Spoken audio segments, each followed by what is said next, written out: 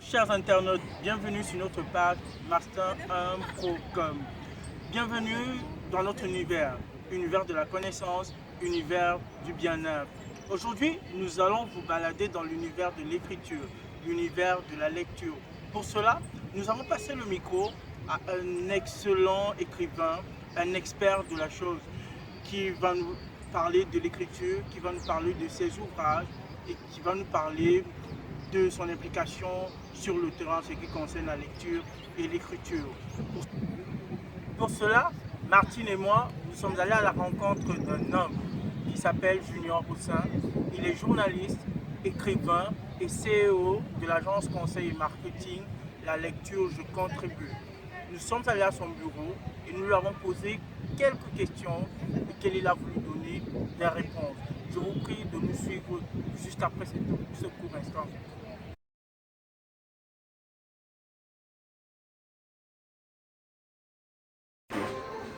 Bonjour Monsieur Junior Boussin.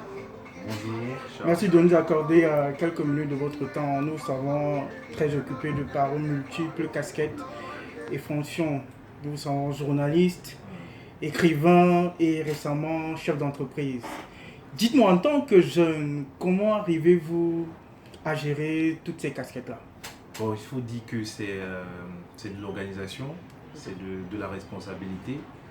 Et quand on atteint un certain âge, c'est vrai l'âge ne compte pas, mais quand on atteint une certaine maturité, il faut savoir organiser son emploi de temps. Donc du coup, moi, je crois que j'ai eu la chance de pouvoir gérer mon temps et de gérer avec profit, justement, au lieu de le dépenser à autre chose. Ben voilà, je travaille, je fais l'amour, j'embrasse mes enfants, donc du coup, ça va. D'accord. Nous vous savons très actifs sur les réseaux sociaux de par votre plateforme, La Lecture Je Contribue. Pouvez-vous nous en dire plus? Sur la lecture, je contribue. Je rappelle que la lecture, je contribue est un mouvement. C'est un mouvement littéraire que j'ai initié en 2018, ça fait 2 ans aujourd'hui, qui a, on peut le dire, hein, a une page Facebook qui compte aujourd'hui plus de 2000 abonnés.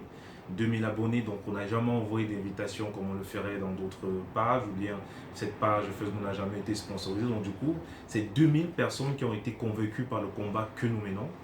Ce combat qui porte à promouvoir la lecture en famille, en entreprise et en société. Donc du coup, c'est un travail qui est beaucoup plus tourné vers les non-lecteurs, vers ceux qui n'aiment pas lire. Rien à voir avec si déjà vous aimez lire, bon, vous n'avez pas besoin de nous. Mais si vous sentez un malaise à la lecture, si vous vous sentez à l'écart de la lecture, de la littérature, ben, le mouvement lecture contribue à vous accompagner.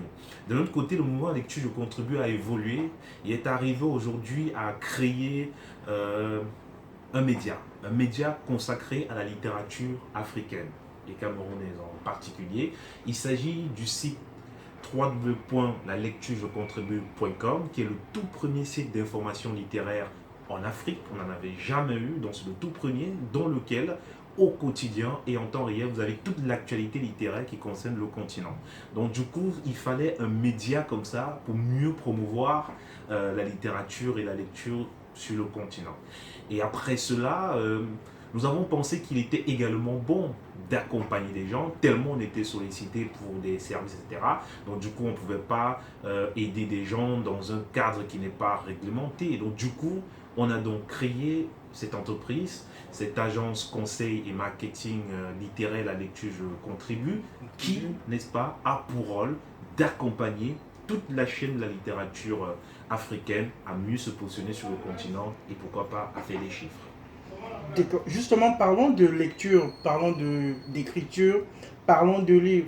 Dites-moi, Monsieur Junior, quel regard posez-vous sur le paysage socio-culturel actuellement?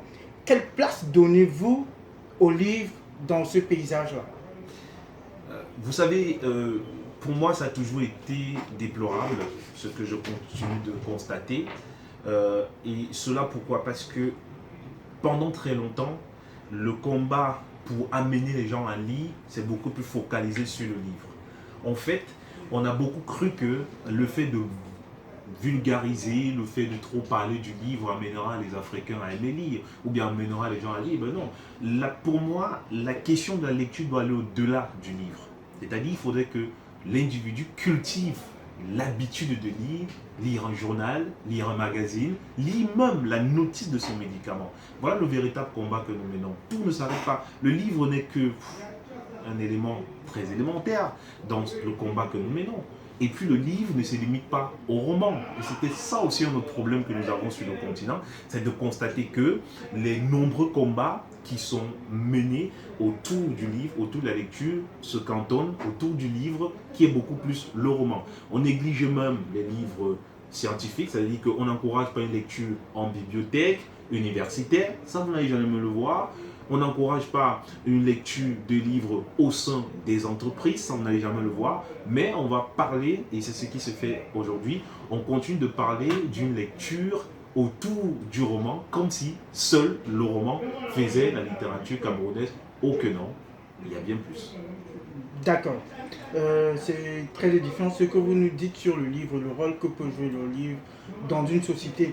Mais seulement dites-nous, face à la montée fulgurante de l'Internet et de l'NTIC, pensez-vous que le livre peut-il résister? Ou alors, ces nouvelles technologies peuvent damer le pion au livre? Bah écoutez, moi je dis toujours le livre est comme la radio. Et le livre est comme la presse écrite. Et croyez-moi, il y a eu l'imprimerie avant toute chose. Ça, il ne faudrait pas l'oublier. Il y a eu l'imprimerie avant toute chose. Donc, jamais, à grand jamais, le livre ne pourrait disparaître. Ce qu'il faudrait, c'est que les acteurs de la littérature s'arrangent à adapter leurs travaux aux nouvelles technologies de l'information et de la communication. Exactement. Et justement, on découvre de plus en plus, il y a pas mal d'applications pour télécharger des ouvrages, il y a pas mal d'applications pour lire des livres en ligne, il y a pas mal d'applications pour acheter, commander des livres ou vendre des livres sur Internet, mais seulement, on doit tenir compte du continent dans lequel, du pays où on se trouve. Est-ce que le taux d'accès à Internet est élevé? Si oui, faisons donc le chemin avec les réseaux sociaux. Mais si ce n'est pas le cas, repensons et définissons le chemin qu'on veut adopter, bien qu'on va emprunter pour mieux aider les gens à aimer la lecture à travers les réseaux sociaux. Parce que le problème actuellement, c'est la connexion Internet, le problème c'est l'accès aux réseaux sociaux, le problème également, c'est encore la finance. Vous allez voir, est-ce que beaucoup d'éditeurs sont disponibles à rendre en PDF leurs ouvrages? Je ne suis pas très sûr, parce qu'une fois que c'est en PDF, ça se retrouve sur les réseaux sociaux, donc du coup, c'est gratuit. Or, pour arriver à cela, il faut inviter les pouvoirs publics à subventionner les libraires, les éditeurs, les bibliothécaires, les diffuseurs, les distributeurs, pourquoi pas, pour que l'accès aux livres sur les réseaux soit gratuit. Exactement, parlons de l'accès à Internet. Certes, l'Afrique n'est pas tellement couverte, ou alors beaucoup de ménages n'arrivent pas à s'offrir des services Internet. Seulement, nous constatons aujourd'hui que beaucoup de jeunes ont perdu le goût à l'écriture, le goût à la lecture. Ils ont perdu des notions de grammaire, d'orthographe, simplement parce qu'ils utilisent des téléphones portables à envoyer des textos, à abréger tout au long de la journée. Et aujourd'hui, on se rend compte que les jeunes ne savent plus faire des lettres, ne savent même plus écrire sur leur CV.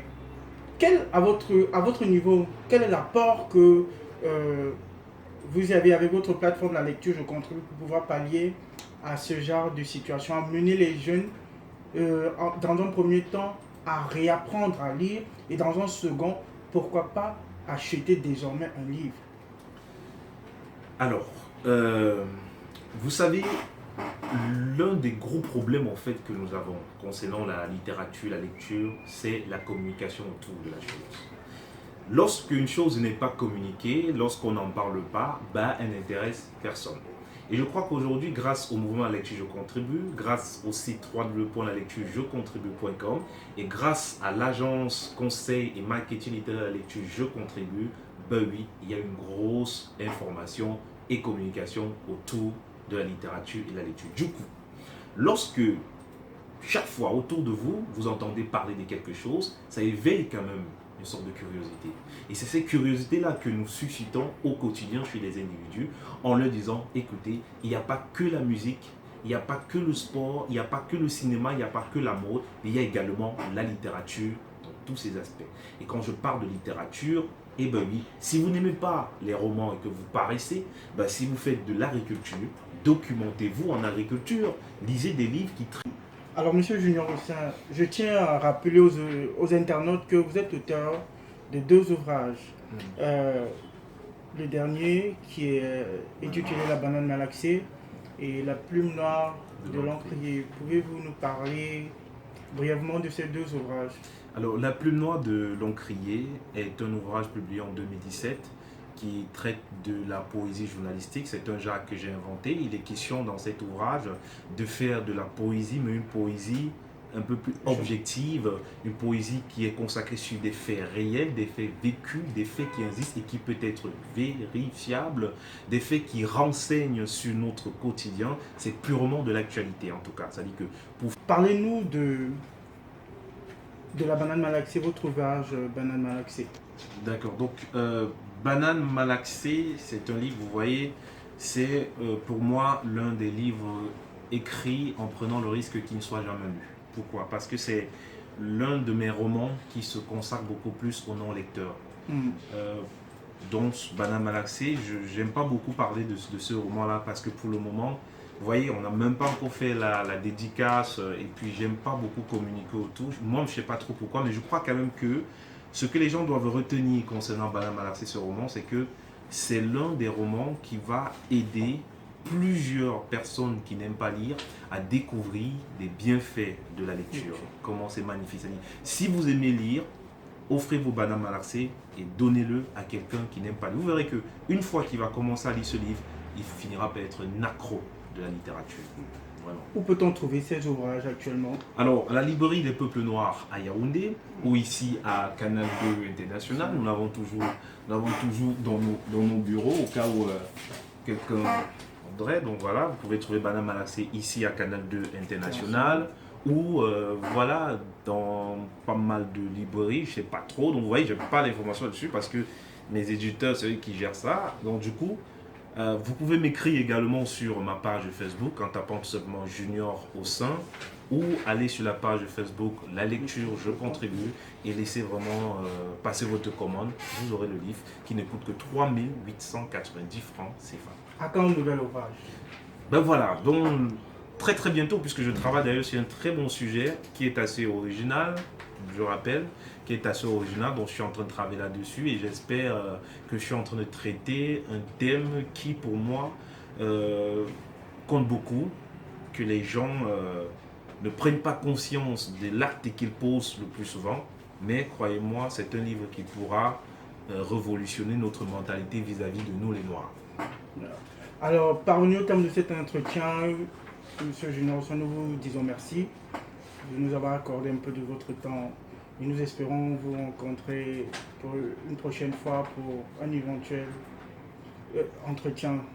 En tout cas, je reste disponible à chaque fois que vous allez me solliciter. Je salue par ailleurs les étudiants Communication et événementiel et publicitaire de l'université de Douala, l'ESSEC, c'est bien, c'est l'université de Douala. L'université de Douala, donc je vous salue, je vous encourage. J'ai été également étudiant là-bas. Je reprendrai très bientôt les études pour pouvoir obtenir un doctorat, dont je l'espère. Donc, l'argent fait qu'on a du mal à aller à l'école. C'est le département de communication de l'université de Douala qui vous dit merci. Merci beaucoup. Merci.